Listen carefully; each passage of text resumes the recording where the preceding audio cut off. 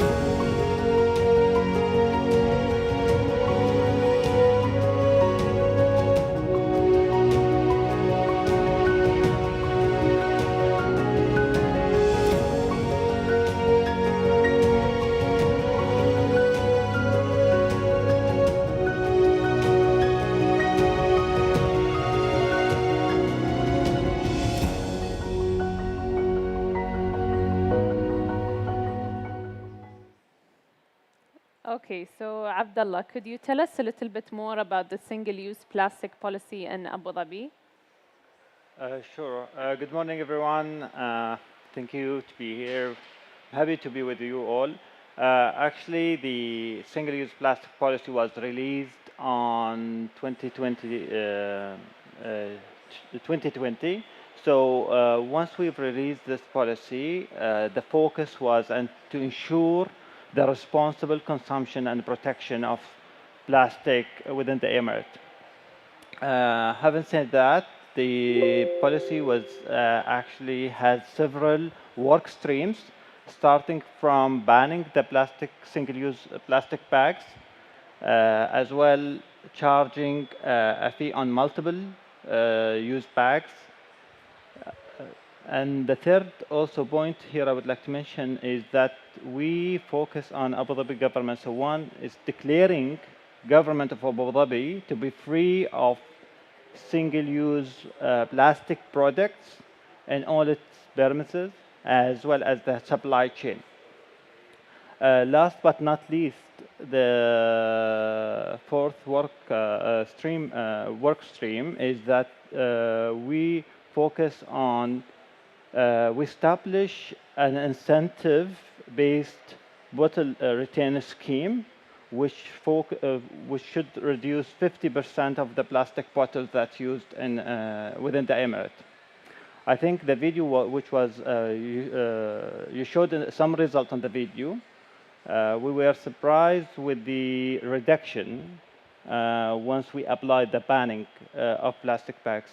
Because prior to the implementation, we've set some scenarios of reductions, and we thought that we were gonna the reduction will be between 60% to 70%, and we were amazed that but once we applied the banning, we reached to 90% of reduction, which shows commitment, awareness of among the community as well. So this is in a nutshell from my side, Meta. Yeah, Thank you. that's amazing. It shows that the consumers are ready for that transition. Based on your experience in implementing this policy, what would you say was the most challenging barrier? I would say in any there was anything that you're going to start with for targeting the well, you have to know your targeted group. So basically, we had the consumer, and we also focus on other hand the private sectors. What the challenge was actually is that we don't have any mandatory to charge the consumer and anything. And you know, this is a social issues, and sometimes it's a business issue as well. However, what we did, we worked hand by hand with the private sectors. As you know, private sector, we always count in private sectors. And that's where we worked with them to set and agree on signing a declaration with the big retailers in the Emirate to set to give to charge these people. By the way, all the charging fee will go back on a different stream, which they have to use this charge, this money to promote sustainable projects, to feed into other environmental initiatives within the Emirate. That was mainly the main challenge, I would say, to have a mandatory framework or to have a regulation for charging on the single-use plastic products. Okay, so my last question for you is, how do you see the future of controlling consumption of single-use plastic and packaging material in Abu Dhabi and the UAE? I would say the plastic, it's not a challenge for Abu Dhabi or the United Arab Emirates. It's a globe issue. I think everyone knows the trend that by 2050 we will have there was a global trend where we will end up by having plastic more than fish within the sea and oceans. Therefore, I would say this is a responsibility among all of us. We have to work hard applying technologies, innovative systems such as the RVs, the machines, vendor machines, or applying any other initiatives or technology. So to be honest with you, this is the future, and Abu Dhabi has been taking part of, as well as the other Emirates, to be honest with you. They've been robust as well. They have applied the same way of banning plastics, and the reduction, we were not focused because the current plastic is heavier, it's thicker, and we are trying to have something that is cannot be ended by to be thrown in our marine, whether it's terrestrial environment or marine environment. We saw some pictures, and we did a survey in Abu Dhabi coastal side, and we found that the number of plastics and the type of plastic products are it's really huge, and I believe Anna will also cover this in her speech in more details. But this is, I think, a global challenge, but we have to start from somewhere to be all to save our planet as well as our environment. Okay, thank you, Abdullah. It's great to see that the UAE is heading in that direction. Our next speaker is Mr. Derek Mack. He's tuning in from California virtually. Mr. Mack is the founder and CEO of 99 Bridges, a technology company providing sustainability solutions to power the transition to a circular economy. He's also named the top 10 most inspiring business leaders making a difference in 2021 by CIO View magazine. Before we go any further, let's watch this video. It's behind you. We've developed a bad habit, using free single-use plastic bags when we shop. It's easy and convenient, but the single-use habit is no longer sustainable for our planet. To build a better future, Mosaic by 99 Bridges created a reusable retail bag system that makes reusable bags convenient, easy to remember, and rewarding for shoppers. Mosaic features a reusable bag equipped with a smart tag, our innovative bag teller machine for bag returns, and a mobile app for consumers to track rewards, reuses, and carbon offsets. Consumers register bags to their account and receive reminders to bring their bags shopping, recycle bags for rewards and borrowed bags for refund, and earn reward points every time bags are reused. Mosaic is powered by 99 Bridges, a California-based technology company creating innovative solutions for the circular economy. We want Mosaic to make reuse a way of life for consumers, retailers, and reusable vendors. Mosaic is a tool that helps remind and reward consumers for adopting smart reusables, a platform to help retailers track and manage data associated with the full circular life cycle of smart reusables, and an operating system for vendors to deliver a complete reuse business model. We want to think about 99 Bridges as a technology company that solves sustainability problems that everybody can participate. So it's one small thing at a time. With Mosaic, everyone can help save our planet.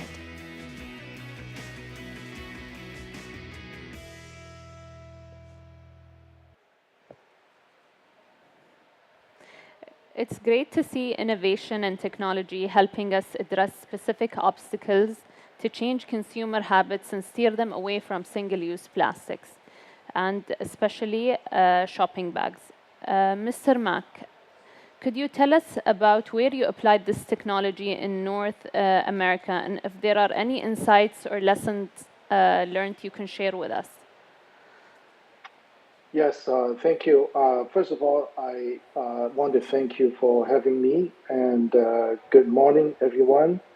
I'm very honored to be a part of this event. So that's a good question, but let me perhaps share how we got here and some of the observations that or learning that we've been gathering over the past couple of years as we deploy our solution and the technology into different organizations, different states in both in US and Canada.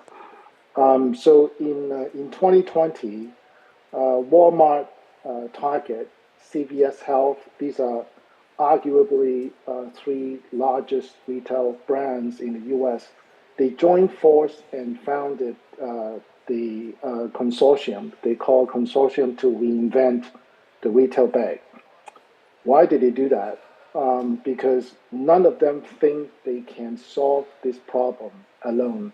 So they formed this consortium, and now this consortium consists of the 14 of the largest retail brands in the US.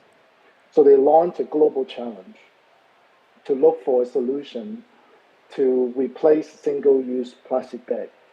So out of 450 ideas gathered from over 60 countries, 9 companies were selected for their ideas, and 6 of the companies got to pilot their solution in California in the summer of 2021.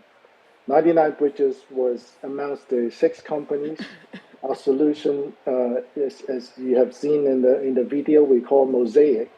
We think of that as an operating system designed to enable reusable bags to work the way they should. That is, making reusable bags reusable instead of accumulating in their homes and in their cars. So some of the observations that we have gathered over the past couple of years We have now applied these into different states and also in Canada. And some of you know that Canada has begun rolling out their countrywide ban on single-use plastic products this year. And all around the world, we're seeing more momentum. So we kind of think about this as the train has left the station. So there's no turning back. And that's the first observation I have is that single-use plastic is on the way to sunset. And the question is what and how to replace it. And that is what all the retail brands in the US and in Canada, they are rushing to figure out how do they replace it. And the issue that we're really trying to address is the single-use habit. It's not so much about the bags themselves, although is a big part of it, but the single-use habit is the biggest problem we're trying to solve. So by simply replacing single-use plastic bag with reusable bags in a retail model is not working, and people would continue to buy more and more bags and accumulating them more at home, and that's what we're seeing in the United States and in Canada. So the second observation I have is that the retail model for bags will not work, and we'll have to shift to a service model. And what do I mean by that? In a retail model, it is a one-time transaction. The consumer purchased the bags, they own them, and there's no way to really help consumer to reuse the bags. And the large retailers, they already figured this out in US and Canada. They know the retail model is failing. It's not going to deliver what the result they want. So in the service model, consumer no longer purchase and keep the bags. They borrow and rent the reusable bags. That is precisely what we are bringing to the market, a solution to enable a service business model for reusable bags. That's amazing. Thank you for elaborating about Mosaic. I can see that you've started with bags, but what's next for 99 Bridges in terms of single-use plastics? So yeah, we are very focused right now on the single-use plastic bags. This year, 5 trillion plastic bags will be used, and that's 160,000 every second. We are, I think, in the front end of a very long tail to make reuse a reality. And as many of you in the audience probably also know that the world makes over 400 million tons of plastic a year, and almost half of that is for single-use items. So since the start of our pandemic, the number of single-use plastics used globally has tripled. So I believe the world is in a battle for our own single-use habit because it is easy, it is convenient, and it's clean. So our work and the focus that we are working on is really creating a system that can make using reusable easy and rewarding. And there are some low-hanging fruits that we are looking at on the horizon, especially single-use plastic cups or coffee cups that has a plastic laminate inside, food containers and bottles. And if you think about take a single-use bottle as an example, 1 million plastic bottles are made every second. So what if we can also make refill a reality? And so we want to create solution that everyone can participate and build a better future, a more sustainable future together. So that's kind of what we're thinking in the horizon. That's amazing. We can't wait to see the products because I think you've done such a good job with Mosaic and the reusable plastic model. Thank you for the insight. Our next speaker is Ana Le Hosha. She's the executive director with Nipi Fageo in Tanzania. It translates to Give Me the Broom in Swahili. It is an NGO founded in 2013. Their objective is to turn Tanzania into a replicable example in the pursuit of sustainable development, in East Africa, encouraging the East African community to grow and develop to be a thriving, clean economy supported by a conscious and engaged community. Before we hear from Anna, let us take a look at this video.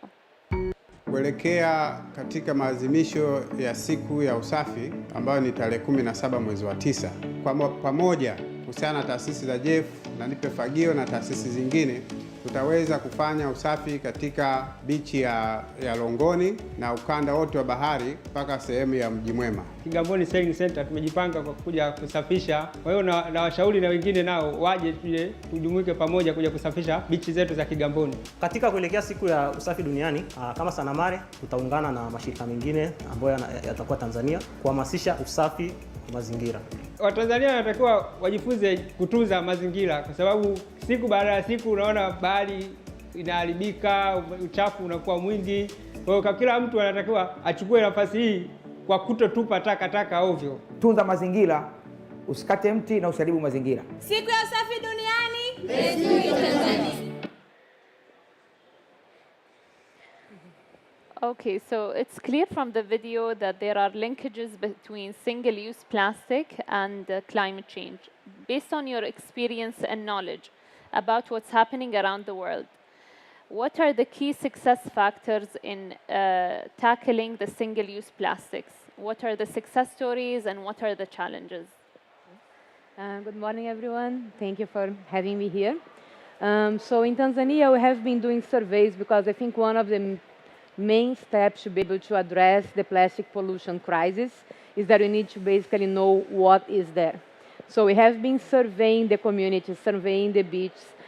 We have been doing waste and brand audits for 5 years in a row now, so that we can basically tell what kinds of single-use items we find and what are the main contributors to the environmental pollution.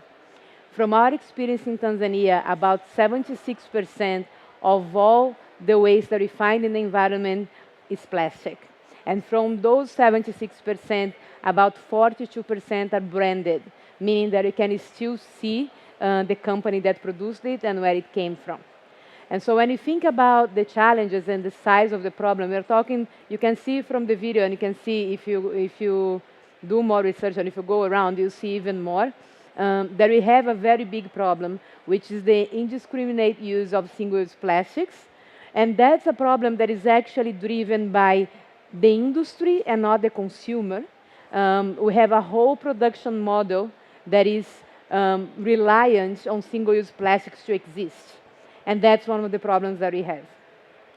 The solution, though, passes through each one of us and passes through our governments as well, which makes it very heartwarming that we have Abu Dhabi then taking action to do this, and Tanzania took action as well. So in 2019, we have a plastic bag ban in Tanzania. And as we were doing surveys before the plastic bag ban, and we continue to do surveys after the plastic bag ban, we can see how much policy, when implemented, actually has a huge impact on the environment, because plastic bags used to be the main item that we would find in the environment, and then starting in 2019, it started to decrease.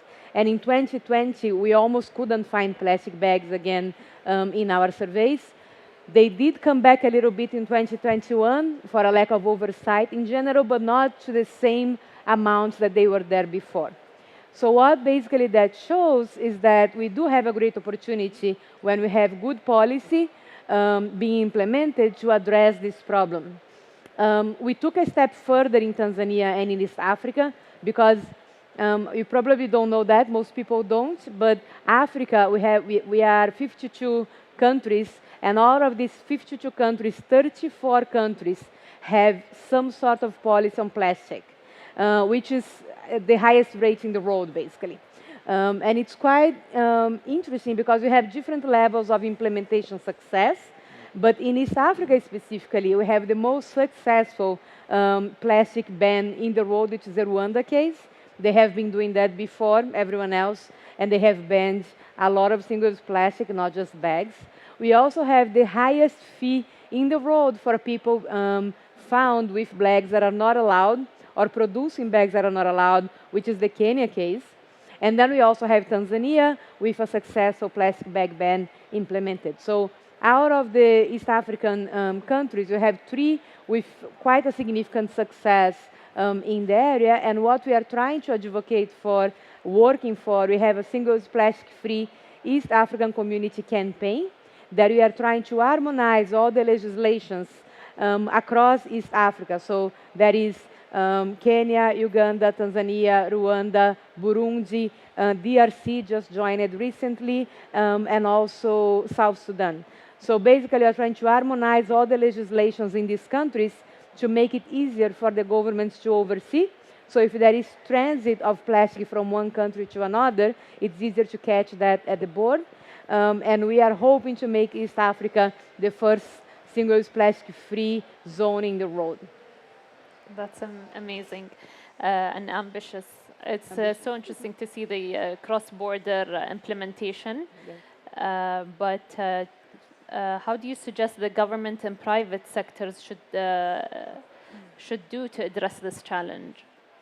So one of the things that we realized, and I have been working this for a long time, we also do zero waste model implementation. So basically, we have waste management models for the communities in which we are collecting the waste, we are segregating the waste, we are taking what can be recycled to recycling, composting the organic waste, and all of that.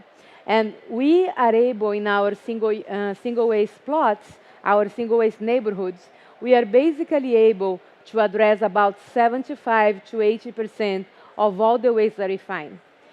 These are things that we as NGOs and the communities themselves, so civil society, we can figure out. We can figure out something to do with about 75 to 80% of all the waste that we find, but then there is this 20% that remain that is beyond what we can do because it's not recyclable, it's not compostable, there is absolutely nothing that you can do with that, it's just harming everything and everyone, and that's when governments and the private sector enter. Because those 20%, for us to do anything that is relevant with this, we need governments to basically approve restrictive policy to plastic production.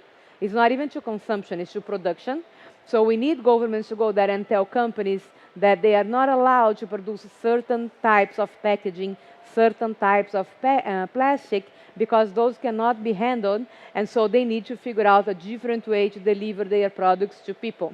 And then we need companies, obviously, to create solutions that allow that to happen, to comply to the government regulations, and to do something that is very possible because we used to do this not that long ago. Like if you go back 50 years, that's how things were being done, which is creating reusable systems like the reusable bags that we just saw. But there are many other kinds of reusable systems to avoid the production of that kind of plastic.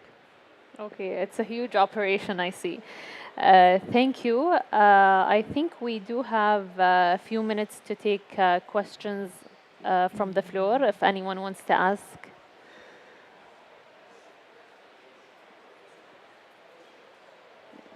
Okay, Sheikha, you can go ahead. 1 second, we'll grab a mic. Thank you so much for the talk. I just wanted to ask, what is the biggest struggle you face when implementing the policies to the public or to the communities? Did you have a specific panelist you wanted to ask, or it's open for all of them? It's open. Want to go ahead? Yeah, I can go. So one of the things when we are implementing the plastic bans, which I think is a problem that we frequently face, and I don't know how that was done in Abu Dhabi, probably possibly differently, but in many countries when we implement a plastic ban, we don't actually explain to people why we are doing that, how we are doing that, and how that should be done. And so people are used to using certain products, certain packaging, and then all of a sudden they are not allowed to use that anymore without full awareness of why or how they should proceed moving forward. So I think one of the main things about implementing the bans for the communities has to do with creating awareness, education, and also reminding people that there are many other solutions, many other ways to do things that are more sustainable, that are beneficial for them in the long term, and that they can use. Well, I think I'd like to jump in here. And just to give you an example, Sheikha, of, thank you for the question. I think now when we think of introducing any policy, now the implementation is really, as Mate has said, like it's a really complex and it's an operational thing to do with. But again, we always rely on our outreach arm.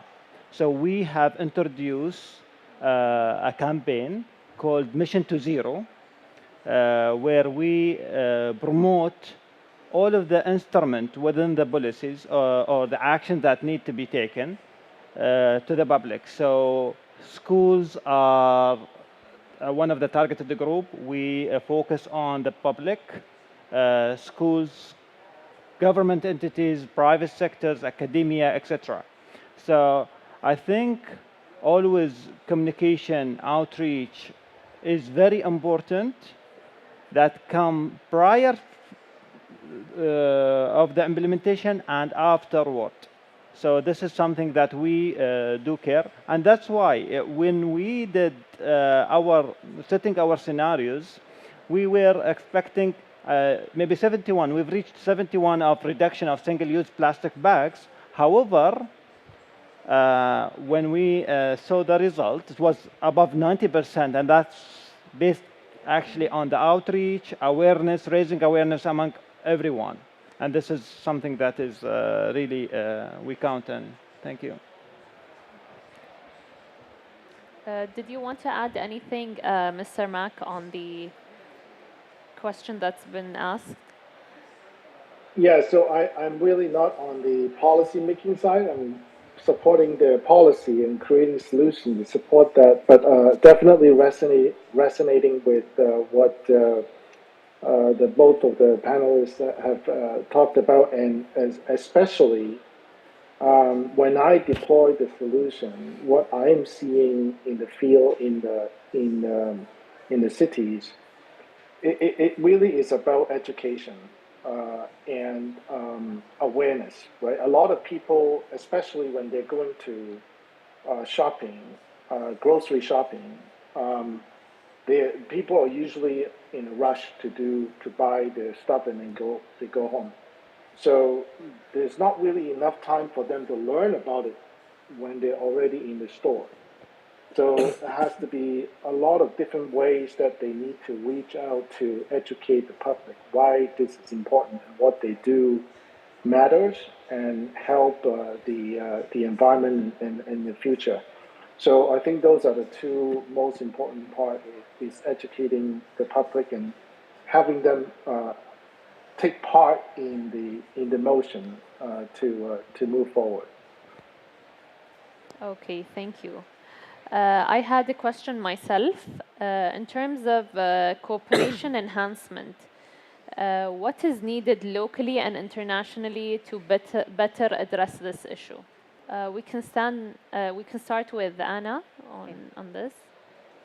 So globally, again, it's always easier to take action, to oversee what is going on when you have more than one country doing things together. We currently have right now the Global Plastic Treaty being discussed. I don't know if you are aware of this, but this is a negotiation that is taking place since UNEA. So UNEA is the UN Environmental Assembly that happened in March this year. And during UNEA, basically countries come together to discuss several different topics, and plastic pollution is one of them. And one of the decisions that came from UNEA is that we need a legally binding agreement related to the full life cycle of plastics from production to disposal. So there is a negotiation going on right now. I'm actually joining this negotiation in Uruguay after this COP to basically come to the agreement of what the terms of that legally binding agreement is going to be. It's supposed to take about 2 years total for us to reach a point, but hopefully in 2 years we will have an agreement that all the nations that are under the UN will sign, and then they are going to be committing to a reduction in the plastic production and to also addressing plastic pollution if everything goes according to plan. supposing. So if all that happens, what it brings to the table is basically an international agreement that everyone is going to follow together. And then it's about bringing it to the national level and thinking, okay, given the fact that we all agreed as a planet that we are going to do this at all these nations, how do I actually do this in my own country? So that's a great opportunity, and that's a great opportunity. That's something that can help changing the game. At the end of the day, whatever it is that is agreed internationally needs to reflect in the national context. So one of the things that we need, I think, in every country are people that are championing in the governments, working with the governments, with the people in general, with the civil society, to be able to bring solutions that are actionable, that people can understand, and that are also ambitious, because the problem is very big. So if you're not ambitious about the solution, we don't really get anywhere. Okay, thank you, Anna. Mr. Mack, do you want to add anything? So a couple of thoughts come to mind is that I think first of all, we need to give people data and facts to help them relate to what they do matters. By not using, for example, one single-use plastic bag in a single grocery trip, don't really mean much to you and me unless we get to see the bigger picture. Right? So what if everyone on the planet do that for a week or even a day? That is a meaningful number. So we have things like Global Plant a Tree Day every year on September 28th. Well, why don't we have a No Single-Use Plastic Day sponsored by a global organization like UN and with participating countries? And so that's kind of what comes to mind is giving people a chance to participate, right? And then the second part is we have to be able to convey to people what the data means, right? So what does all these carbon data information that they can relate to? So it should be as easy as like having calories data facts printed on our food products that we see every day. With meaningful data, people can make a better choice. And today, there's really no easy way to find out the carbon dioxide equivalent for a single-use plastic item. Even if you find it, you look at that as, X amount of kilogram of CO2e, and most people, 99.9% of the people will look at that and have no idea what that means. So we have to find a better way to translate that to people who understand what they do really matters. And finally, I believe reusables is about reuse. If we cannot track how many times, for example, a reusable bag is being reused, we're not getting the vital data we need to continue to evolve and adapt. So there are lots of ways to do it, and we have a barcode on everything we do today in our life. So why not also have a QR code on reusable items? So if we can, at the international level, right, create standards, universal standard format to help us track these data with a unified method, we can support a reporting at a global level and also track at the local level. So those are my 2 cents. I actually like the idea of having a no plastic day. I think it can really help push people to transition. Abdullah, did you have anything to add? Well, thank you. I think I totally agree with what the panelist just said. For us, it's really important to work in collaboration with partnership as well. However, look at this challenge from a global challenge, and then you focus and you're trying to cascade and put some actions on the local level. But again, it seems that the best way of having this is There's many climate alliances initiatives are running, mentioned by my colleagues. However, also what we do in the United Arab Emirates, we worked on single-use plastic policy has been tackled under the circular economy, and this is something that is really important because circular economy is one of the main, I would say, enabler for such policies or initiatives. So basically, that's something that we could consider as well.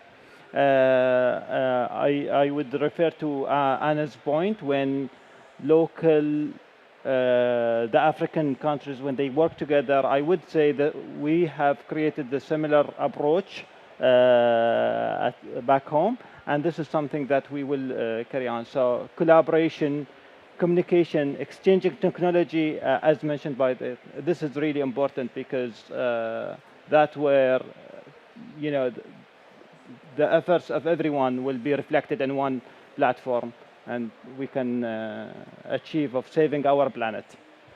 Okay. Thank you. I'd like to thank our panelists today. I think we had an amazing group. Mr. Mack giving us an insider on innovation and technology. Thank you to Anna Le Hosha for the efforts she's doing with the Tanzania community, and thank you, Abdullah. Thank you, Meta. Thank you. By the way, Meta, Manu? Sorry? they have some bags that would like to. Yes, the reusable bags in collaboration with Majid Al Fatim. Majid Al Fatim, so. For the audience, you can grab bags.